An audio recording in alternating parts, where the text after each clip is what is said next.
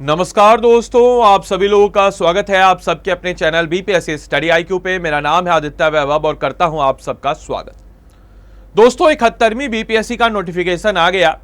सबसे पहले तो बीपीएससी आयोग को तहे दिल से शुक्रिया इसके लिए, क्योंकि अगर हम कंपेयर करते हैं अन्य राज्य के स्टेट पीसीएस से तो हमारा स्टेट पीसीएस वाकई में काफी ज्यादा अप टू डेट है और सीट्स भी अन्य राज्यों की अपेक्षा अच्छी खासी आपको नजर आती है। हालांकि हम अगर इसका कंपेयर 70वीं से करें तो वहां से हमें थोड़ा सा कम सीट नजर आता है, लेकिन फिर भी भैया 1250 सीट बहुत होता है सिविल सर्विस परीक्षा के लिए।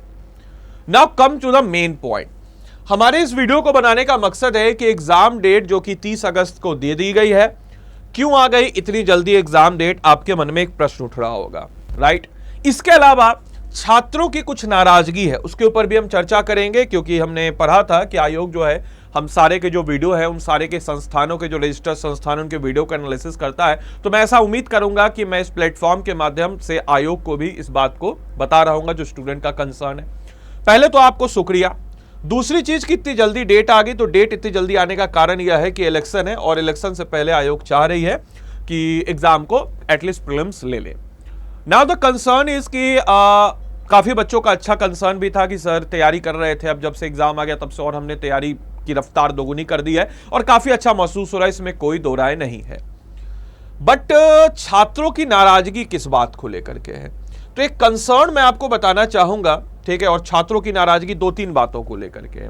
पहले तो एक नॉर्मलाइजेशन को लेकर के, हालांकि नॉर्मलाइजेशन को लेकर के अभी तक कुछ फिक्स नहीं है, बट नोटिफिकेशन में अगर हम बात करते हैं तो लिखा गया है कि उक्त विज्ञापन के लिए भरे गए आवेदकों की संख्या के आधार पर प्रारंभिक परीक्षा एक से अधिक पालियां और एक से अधिक सेट में आयोजित की जा सकती है। देखिए, लास्ट ईयर भी नॉर्मलाइजेशन को लेकर के काफी विरोध हुआ था, लंबी चीजें हुई थी, बट हुआ नहीं। इस साल भी इस बात को यहां लिखा गया है। देखिए, एट द एंड आप जो चाहेंगे वो करेंगे, आप संस्थाएं, बड़ी संस्थाएं, लेकिन सर मेरा दरख्वास्त है आप लोगों से, नॉर्मलाइजेशन ठीक है वनडे एग्जाम के लिए, बट सिविल सर्विस जैसे एक वास्ट एग्जाम और अधिकारी वाले एग्जाम में, इस तरीके के एग्जाम में और थोड़ा सा पार्शियलिटी होने का चांस है। ऑब्वियस बात है, क्यों खामखा उस चीज में पढ़ना। इनफैक्ट पिछले बार नॉर्मलाइजेशन नहीं हुआ, 2 बार पेपर हो गया तो इतना बड़ा विवाद हो गया, बच्चों का ट्रस्ट टूट गया। तो प्लीज थोड़ा कोशिश कीजिएगा, अगर मेरी वीडियो आप तक पहुंच रही है तो इस चीज को अवॉइड करने का रिक्वेस्ट है आपसे हाथ जोड़कर। दूसरी चीज को लेकर के बच्चों के अंदर थोड़ी सी नाराजगी है कि सर ये एसडीएम की जो सीट है वो 100 दी गई है। तो बोलेगा सर इसमें नाराजगी क्या? नाराजगी ये है कि जो 100 सीट एसडीएम की है, ठीक है, अच्छी बात है, 100 सीट एसडीएम की है, बाकी अन्य सीट जो है वो उतने ज्यादा ठीक नहीं, मतलब ठीक है, ओके। अब आप लोग बोलेगा सर ठीक है, गवर्नमेंट जॉब है, I know, but thing is that कि ठीक है यार, गवर्नमेंट जॉब है, हम लोग अभी कुछ भी नहीं है तो हमको कोई भी मिल जाए ले लेंगे, बट एट द एंड देखा जाए तो आप अगर एसडीएम की सीट बात करते हैं तो इस एसडीएम की सीट होने का मतलब कि ऐसे अभ्यर्थी जो ऑलरेडी सिलेक्टेड हैं, ऐसे अभ्यर्थी जो ऑलरेडी सिलेक्टेड हैं 2 साल 3 साल पहले से, वो इस फॉर्म को डालेंगे और उस फॉर्म को डालेंगे मतलब प्रीलिम्स में कट ऑफ जाएगा।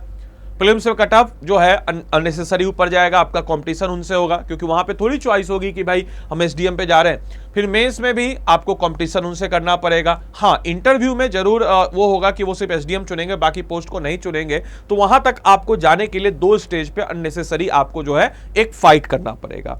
तो इसको लेकर के कंसर्न था, तो मेरा एक सुझाव है, अगर आयोग आप तक बात पहुंच रही है तो ऐसे बच्चे जो ऑलरेडी सिलेक्टेड और सिर्फ एसडीएम के लिए कर रहे हैं, कुछ ऐसा किया जाए। बाकी तो कुछ ऐसा उपाय मेरे दिमाग में आ नहीं रहा है, लेकिन अगर कुछ ऐसा किया जाए कि उन लोग के लिए जो एसडीएम वाले हों उनको थोड़ा सा, या फिर अन्य जो बच्चे हैं जिनको सिर्फ नौकरी चाहिए, जिनको सिर्फ जॉब के लिए तैयारी कर रहे हैं, रोजगार के लिए तैयारी कर रहे हैं, जिनको बहुत साल हो गया, बहुत समय हो गया, पैसे की दिक्कत है और एक अच्छा जॉब चाहते हैं, अधिकारी वाला जॉब चाहते हैं, तो थोड़ा सा उनसे उनको कंसेशन दिया जाए, ये मेरा दरख्वास्त है आप लोगों से। क्योंकि अननेसेसरी उनको फंसा करके प्रीलिम्स में, अगर क्योंकि एग्जाम तो ऐसा है कि अगर आप प्रीलिम्स में छट गए तो फिर अगले साल की तैयारी कीजिए, मेंस में छट गए फिर अगले साल के, ऐसा तो है नहीं कि अगले साल फिर से आप अगर प्रीलिम्स क्लियर किए तो अगले बार आपको मेंस से शुरू करना है, ऐसी बात तो है नहीं। तो थोड़ा सा एक मेरी मौका है, 1250 सीट है, तो जो एसडीएम सिर्फ एसडीएम डालने वाले तो उनके लिए एक विशेष कॉलम अगर दे दिया जाए तो ये बेहतर हो जाएगा। तो नाराजगी बेसिकली एक नॉर्मलाइजेशन को लेकर के थोड़ी बहुत है, बाकी एक इसको लेकर के कंसर्न था, तो मैंने सोचा इस कंसर्न को आपके समक्ष रखना, तो मैंने रख दिया। बाकी आप लोग, बच्चे लोग, जितने भी लोग वीडियो को देख रहे हैं, जरूर शेयर कीजिएगा दोस्तों के साथ और थोड़ा सा इसको ट्रेंड में लाइए, क्योंकि ऑब्वियस सी बात है, हम चाहते हैं कि ये बात जो है, आपकी बात इस प्लेटफॉर्म के माध्यम से आयोग तक पहुंचे और आयोग इसको गंभीरता से ले और अच्छे तरीके से कुछ अच्छा उपाय दे। बाकी आप लोग में से कोई भी जन तैयारी कर रहे हैं, अच्छी बात है। Self study is the best study, और आयोग क्या हम भी कहते हैं, हम किसी संस्थान में, लेकिन फिर भी हम बोलते हैं self study is the best study. उससे बेस्ट कुछ नहीं हो सकता है। आपको सिलेबस कंप्लीट करना पड़ेगा, सिलेबस खुद से कंप्लीट कीजिए। जो प्रीलिम्स का सिलेबस है, प्रीवियस ईयर क्वेश्चन का ट्रेंड है, उसको देखते हुए अपने सिलेबस को कंप्लीट कीजिए और बेहतर से बेहतर रिजल्ट आपका हो ही जाएगा। इनकेस अगर आपको सिलेबस खुद से कंप्लीट करने में दिक्कत हो रही है या फिर आप खुद से अपनी पढ़ाई को नहीं कर पा रहे हैं, तो कहीं ना कहीं से पेड कोर्स कर लीजिए।